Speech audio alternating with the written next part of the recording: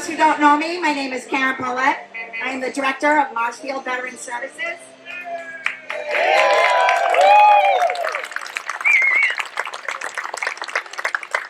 Thank you. I'll make sure to pause more often. My Assistant Director, Lisa Potts, and I sincerely thank each and every one of you for joining us today to honor the memory of those who gave their lives in service to our nation so that we may enjoy the liberties and the freedom that we have today. On this day and every day, we must continue to honor our fallen heroes, pass along to our younger generations the valiant and courageous acts they performed. We know the casualties of war extend far beyond the battlefield. As we continue to care for the spouses and families that were left behind, we must never forget the ultimate sacrifice that our veterans have made in service to our country. At this time, please place your hand over your heart for the national anthem performed by the Marshfield High School Band. Veterans Party, about right. Please, march.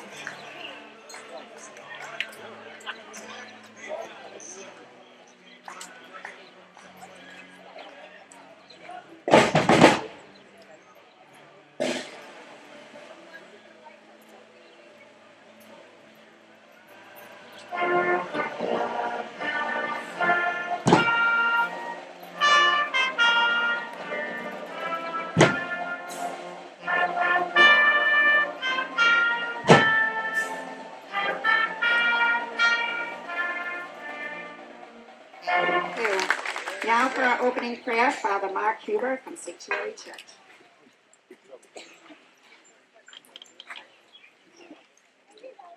I invite you to join me as you're comfortable as we pray. Gracious God, on this day, in which we remember all who have given their lives in service of their country, all who have selflessly sacrificed for friends and strangers alike, let us also be filled with hope. Hope that even in these challenging times, we are reminded of our ability to push back against those things that divide us, to do hard things, to fight with all we have against tyranny, injustice, and evil in all its forms, and then to pause and remember and give thanks for those often silent sacrifices made on our behalf so that we may live and thrive and be free. As we say together.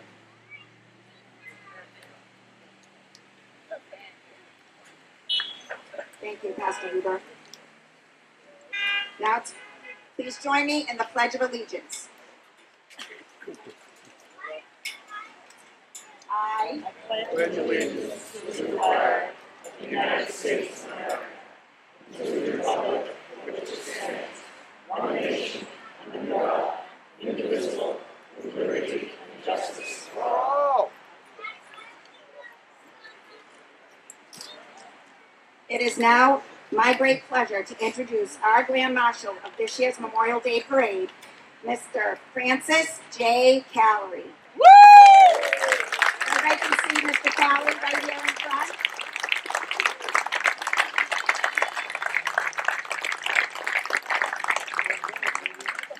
I'll tell you a quick little note about Franny here. Francis J. Callery, Franny, was born May 7, 1929 in Worcester, Mass. Franny convinced his parents to sign his enlistment papers at 16 years old. Franny left high school in 1946 to join the U.S. Navy during World War II. He was honorably discharged in 1948. During his sophomore year in college, he received notice to report to the MEPS building in Boston. Franny was now on his way to Korea. And he thought he was all done. During his service, he was stationed at Camp Lejeune, North Carolina, Panama Canal as a Navy corpsman. He went on to marry Alice, the love of his life, and raised 3 daughters over their 67 years together. Can I please have a great round of applause for our Grand Marshal, Francis J. Callery.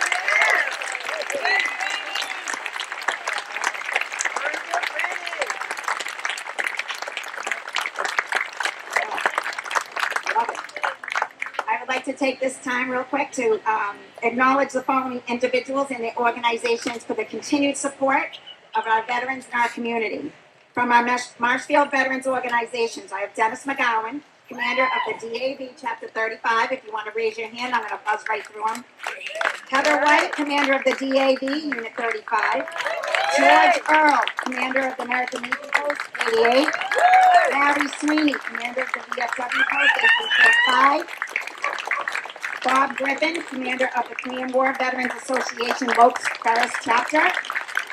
Jim Bennett, commander of the AMVETS Post, 1996. Lisa Potts, assistant director of Veterans Services. My right hand, too, see? Ed Timlin, our Graves officer for the town.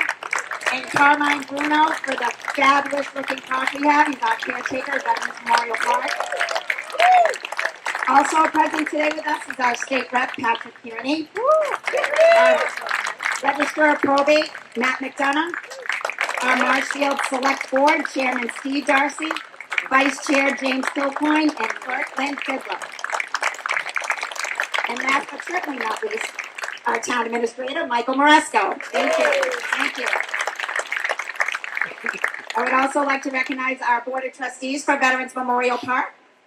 That is the Chairman, Ed Sullivan, Vice Chair, Ed Timlin, William Chiano, Heather White, and Janine Bond. Thank you guys for all your hard work. At this time, I welcome State Rep Patrick Kearney.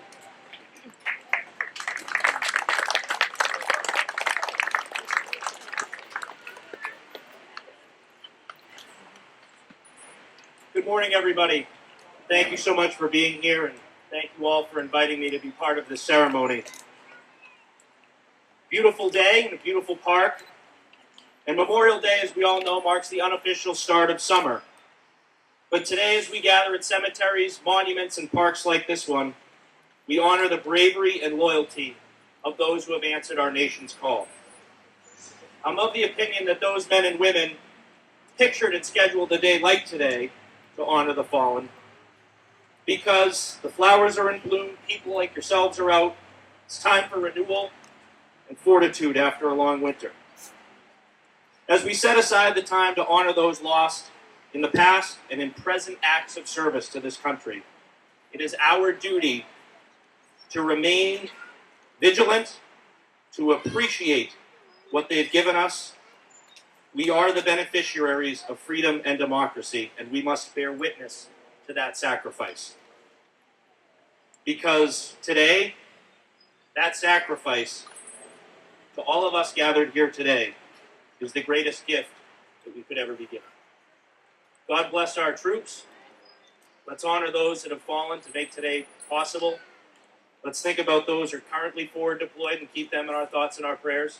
God bless all of you, and God bless the United States of America.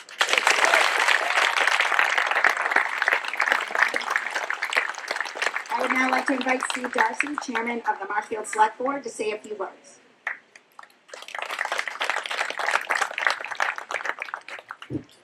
Thank you, Karen. You know, it's heartwarming to see all the people who have turned out today to honor and celebrate the memory of our fallen heroes. One of my heroes growing up was my uncle, who served in Vietnam. He came home with a Purple Heart and earned a Bronze Star for his valor in combat. He came home with both physical and invisible wounds, which posed a great deal of challenges for my family, but there are many families that were less fortunate than mine.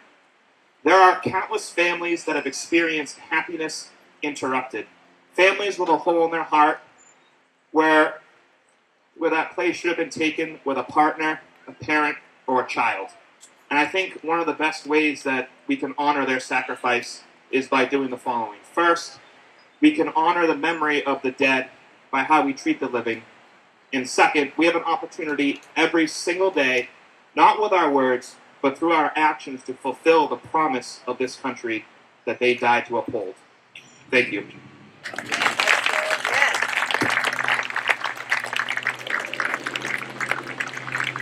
At this time, Marshfield's Assistant Director will read a poem written by Michael Burke, one of our Marshfield Vietnam veterans and helicopter float crew member.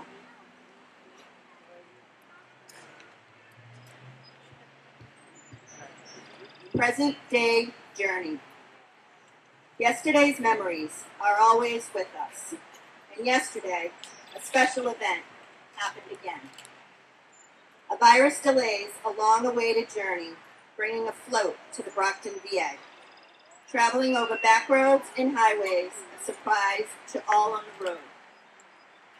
Vehicles passing the life-size helicopter notice, and they slow down, acknowledging the traveling symbol with their passenger waves. A spot to park was found by the driver of the float and his tractor, upon which a 4x5 black cutout of a soldier's death rests. Real boots and helmet and imitation rifle are then placed on the very front of the float, reinforcing the scene. Suddenly, moving again, music begins to play with songs of the era, plus Huey's whine and sound of chopper blades, loud, louder, and so familiar, layers into one's heart and mind, evoking long past moments. The music of the time, oh my, that we all will never forget. And then a narration explaining how wonderful and brave the Huey pilots were that flew with their crew and their cargo, us. This cooperative journey allows Huey to invite waves, cameras, and thank you from those watching the parade. Vietnam vets escort the float that carries Huey, which was made from recognition, respect, remembrance, for all to see and never forget. Vietnam vets who before today still carry their memories alone, but through events like yesterday, finally get their welcome home. Suddenly another memory. I grew up with a father who served in World War II intelligence service in Belgium, whose only picture in uniform has his rank burned out. My father, who later served as veterans for 30 years as a VA social worker, often became frustrated, having his recommendations for veterans care denied. I remember days shortly after coming home from Nam, my family's friend lost her son, U.S. Marine Corps Private First Class, David Cloutier, to hostile fire. It sent me into endless swearing. My father came out into the yard. He listened and then said gently to me, "Come on." A few more words were spoken, calming me. That brought me reflection and prayer. I was alive. As we see on a beautiful day at the Brockton VA, hospitalized soldiers in wheelchairs with artificial limbs, some able to salute us, the Vietnam vets wearing no regrets on their t-shirts. Nurses that are caring for wheelchair-bound veterans observe their longtime patients, show their gratitude by gesturing, if only raising a finger or looking thankfully, watching us to salute them. Yesterday, memories became so vivid. Thousands before us in spirit and in personal thoughts. Reflect on the lives of the soldiers before and after us who served. Thank you.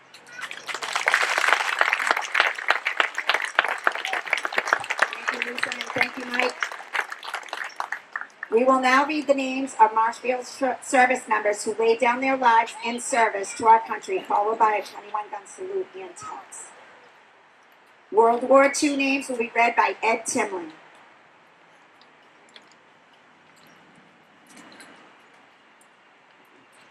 In memory of veterans of the Second World War, Martin L. Baker, Raymond E. Bourne, Thomas E. Johnson, Burton Peterson, Richard Peterson, Norman Randall, Walton Rogers, and Wilford Young, Jr.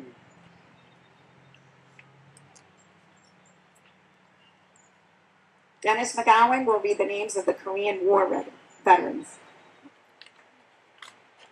In memory of the veterans of Korea, Alfred Lopes Jr., Ronald R. Ferris, and Mark A. Erickson.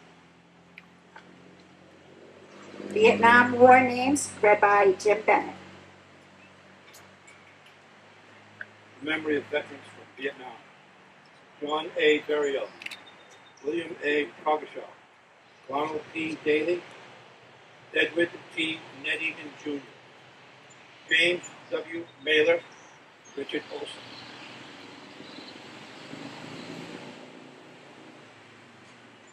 Thank you. Firing party, prepare to fire 3 volleys.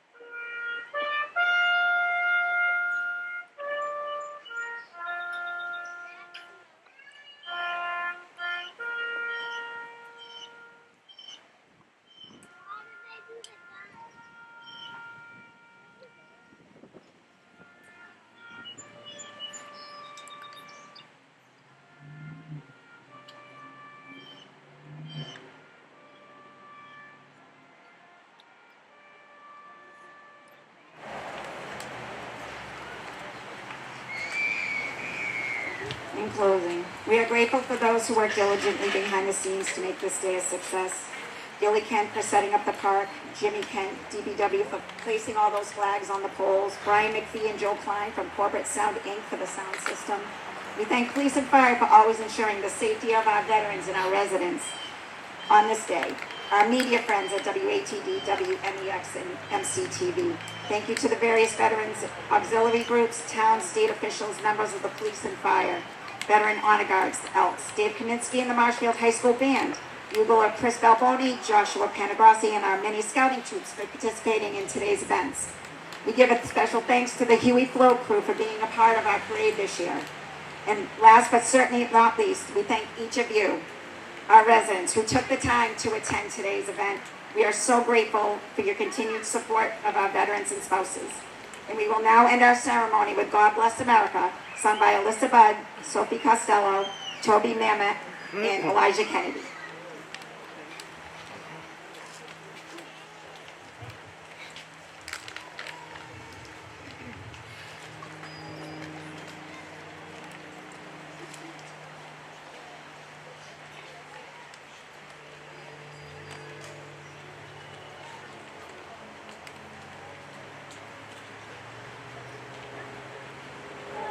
Storm clouds gather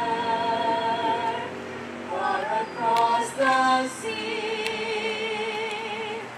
Let us swear allegiance to a land that's free. Let us all be grateful for a land so fair. As we raise our voices in a solemn prayer. God bless America. This is the land I love. Stand beside her and guide her through the night with the light from above. From the mountain to the prayer, to the ocean, sky with fire with foam. God bless America, my home, sweet home, sweet home. God bless America, my home, sweet home.